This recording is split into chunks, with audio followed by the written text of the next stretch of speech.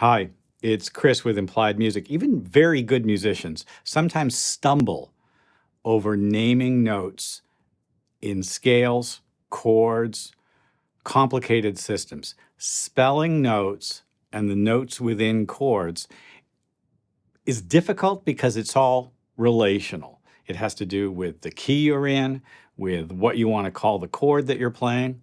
But we have to talk about what we're doing, even if it's only to ourselves. So let's talk about some of the basic principles, some history, some of the things that, kind of we've done traditionally that are fundamentals, and maybe some ideas just to get you going.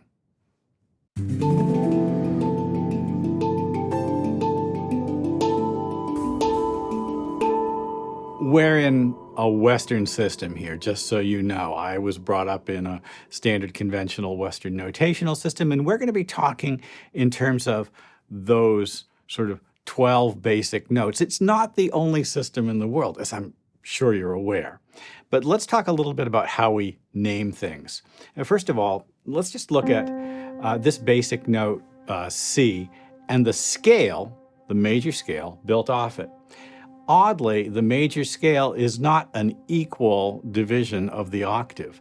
There's a basic C, and then you go up a whole step. And did you notice over here on the fretboard, we skipped a space, and the space is represented by this note here on the keyboard. C, whole step, half step. The fretboard is going to be weird. It's going to hop around just because it's a stupid computer. Whole step, half step. In other words, we have an irregular pattern that makes the major scale. Whole step, half step. Whole step, half step. Another way to think of it is in tetrachords. That's a whole step and a half step. And then another tetrachord on top of it. A whole step and a half step. Listen, those are the natural notes. In other words, we're going to name these notes in our Western system with just letter names. C, D, E, F, G, A, B, and then the whole thing starts again at C. Any other note is going to have to be spelled, named, with a sharp or a flat. That's where things get difficult, right? Because if I play this note here, it is in the key of C, F sharp. But if I tell this little app here, the Chordy app, that I want to play in the key of B flat, then this note here is not spelled as F sharp, but rather as G flat. Why? How? When do we make the distinction? Well, that's the important thing, isn't it? Let's stay in the key of B flat for a moment.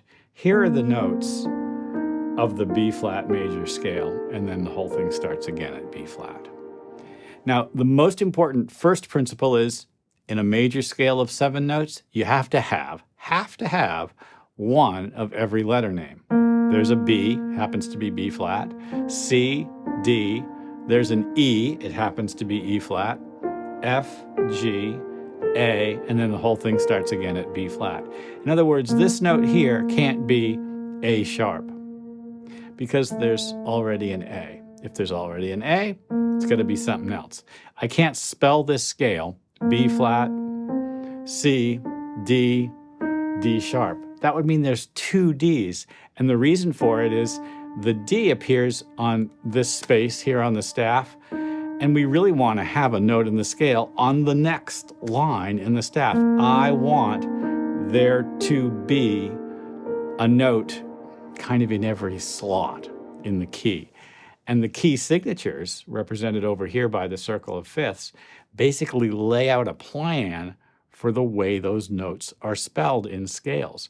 It happens that, depending on the note you start on, there will be 2 flats, 3 flats, 4 flats. And the reason they're all flats is to adhere to this basic rule. You gotta have one of every letter. You can't have 2. Let's look at the A flat major scale. Remember, the scale is a formula. Whole step, half step, whole step, whole step, half step. And if you look at the spelling of the notes up above here, right up here, you'll see that my stupid computer program, because we're telling it we're in the key of B flat, has spelled one of the notes as C sharp. Let's change it and tell it we're going to be in the key of A flat. And now none of the notes need accidentals. They're all already flat or natural. A flat, there's a kind of an A. B flat, there's a kind of a B. C, it's natural. D flat, a kind of a D. E flat, F, G, and A. We have one of every note name. And we really want to spell our chords based on these same types of rules. If you're a guitar player, you're much happier in keys like E major, A major, B major. We tend to think as guitarists in those keys. Now, when you're in the key of E, you're going to have an E, and then the next note has to be some kind of F.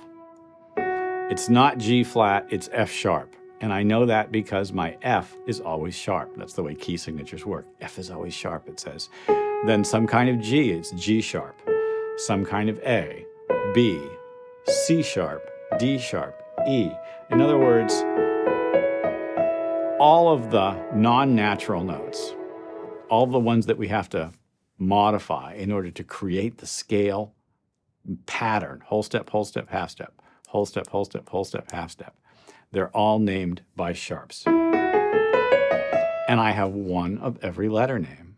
That basic simple rule, you have to have one of every letter name, is going to help you when you spell chords too. Let's take a beautiful sounding E major 7 chord. Now, if I change key, let's go back to the key of C. Let's say you turn to your guitar buddy and say, let's play this. And you look down at the keyboard and you say, well, I can sort of, let's see, E is the bottom note, and then there's a B, and then there's an E flat, and then there's an A flat. That's what my chordy app is telling me, because my chordy app is stupid, and so is your DAW. It is. And you say, well, there's an E flat and an E. That doesn't make sense. No, you've got to rethink how you name things, because the chord is in relation to that scale system that we were talking about. This is not E flat, despite what it says there. It's D sharp. This is not A flat, despite what it says there. It's the major third of the key. Depending on how we tell our software how to approach and look at things, you'll get appropriate results. The G doesn't need a sharp in front of it because it's already sharp in the key signature. You've got to learn to recognize the key center of the tune or the piece that you're working in, and the scale system that the chords arise out of, and spell notes appropriately. In order to think deeply about your harmonies and about what you're doing as a musician, it's very important to be able to name things specifically, not generally.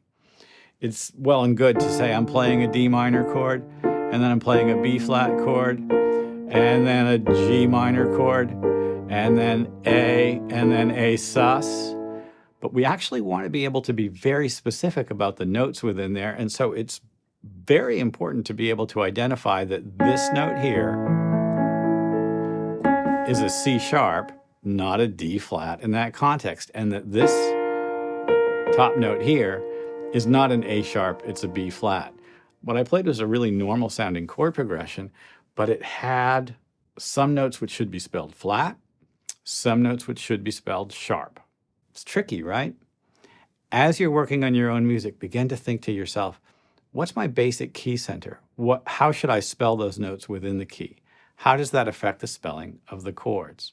When you communicate with your bass player, with your keyboard player, with your other guitarist buddies, if you're a pianist and you're talking to guitarists, you've got to keep in mind the kinds of challenges that they face as instrumentalists. You'll have a better relation to your planning and your discussing, and also in your own mind. We've got to think about what we're doing. And the more specific we can be in our thinking, the more precise we can get in the results that we get. It's a powerful tool, naming things. Naming things. Well, I hope this has been useful. Like and subscribe, ding the bell, you'll be notified when I do my videos, and I'll see you next time.